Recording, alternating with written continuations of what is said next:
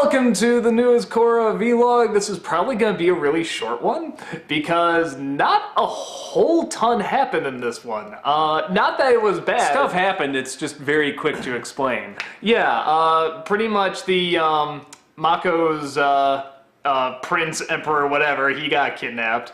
Korra can now see through vines. That's pretty cool. Just the ground. That's pretty neat. And they're pretty much going to chop down the... Learned it from Toph. When did you meet Toph? Oh yeah, I forgot to mention that. He's reunited with everybody, you know, the family and everybody. And yeah, it looks like they're going to chop down the... for lack of a better term, the Avatar Tree of Life from... it's gotten very literally Avatar. Yeah, now I'm just like, damn it, I don't want to reference that movie, but yeah, pretty much they're going to chop that down, and I just want to see a battle between Toph and, like, the soldier, her just be like, yeah, whatever, and just, like, puts up a big wall and, like, destroys him or something. It's my motherfucking spirit tree. So that's... kind of the gist of it. I mean, I'm trying to think if I left anything else out. No, I mean, it's a good episode. It's just... it's kind of the breather episode. The plot, when the plot is this densely packed, any episode that's not really just plot, is going to always seem lesser just by comparison. So it's not a bad episode. It's just, this is very much about getting characters from point A to point B, or just taking a breath. So there's just not a ton to talk about. It's just moving a couple of chess pieces into place. It's like, okay, well, you needed the prince to get abducted, so they'll go chase after him. And then Bolin and Varric meet up with some refugees and help them out. And yeah, that's pretty much it. Not a lot of complaints. There's a couple of small things. The fight between Asami and Korra. It seemed a touch out of... came out of nowhere. Like, yeah. I don't mind if they have a fight, and I don't mind if Asami seems upset about stuff. It just was... there was no segue into it that. sort of came out of nowhere and resolved itself like, really quickly, too. So yeah, I'm just seeing sort my of father. okay. What, do you think that's a good idea? How dare you think it's not a good idea? And I'm like, well, where did this come from? Like, I get that, you know, they may want to address that. It's just... it's almost like the plot is so densely packed that they had to just...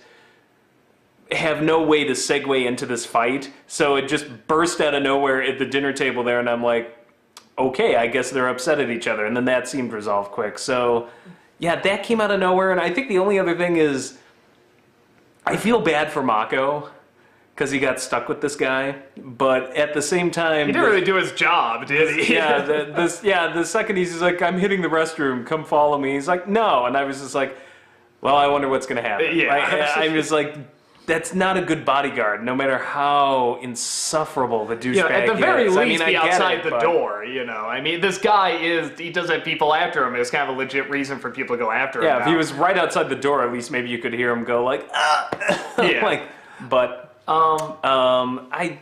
the big thing for me, I really like, I thought it was just really cool, an avatar that can, like, just put her hand to the ground and can just sense everything and sense where everybody is. I was just like, that's really cool, like, and it makes sense, you know, being told off and the tree and everything. I thought that was a really cool well, it gave Korra a chance to be useful after getting her ass handed to her. Yeah, that's why I like too. It's kind of like this is something not only can she do, but it's not something that she was just kind of born with, or you know, like.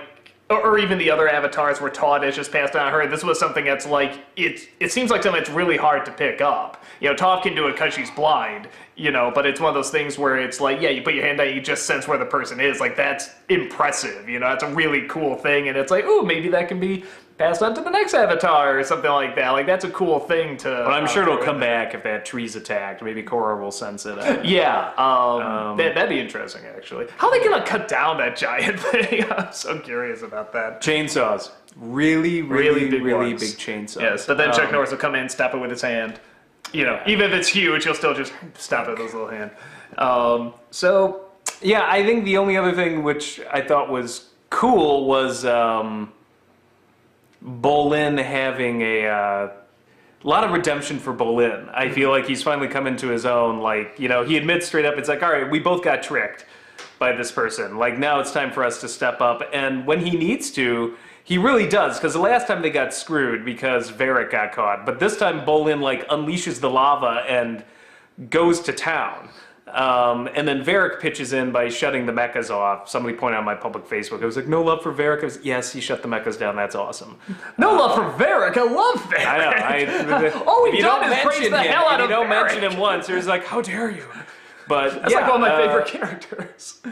So yeah, that was really cool. And apart from that, not much else to talk about. It's just like, this is just sort of like a transition episode to get a couple of other plot points rolling. So, which is fine. I'm not complaining about that. It's just, as I said, when the plot's this densely packed, I don't know what else. When you get an episode like this, it's very little to talk about. So I'll say the only other thing I was thinking of actually coming over when I was trying to, because we both saw this I think a day or two ago, and I was driving over, I was thinking in my head like, wait, did that happen in this season or was that the last season? And I think it's been a really long time since I remember an Avatar show where I was saying, was that this season or last season? Because they actually did seem to flow together pretty well. And they seem very much in the same universe where, like I say, season 1 was sort of its own thing, season 2 was sort of its own thing.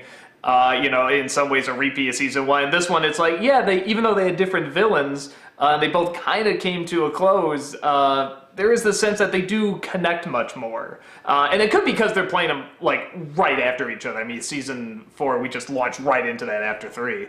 But yeah, I do kind of like that. Yeah, 3 and 4. Yeah, I kind of remember. 3 and 4 seem connected because there's way more of a addressing of the consequences from season 3. We didn't get that as much with season 2. It's like, it's about spirits, it's about change, and then I don't feel like they ever went very far with it. I feel like there's more dealt with that now with using the spirit vines and Asami rebuilding the whole city with the roads. I love that. It's like, take this road. No, take this one. I rebuilt this damn So, yeah, no, it was still good. I mean, there's nothing wrong with it. I think it, like you said, it's just the breather episode. Just wanted to catch your breath and go, okay, whew. Now back to the action, back to the big stuff. So, yeah, that's about it. We'll see you at the next one. Take care.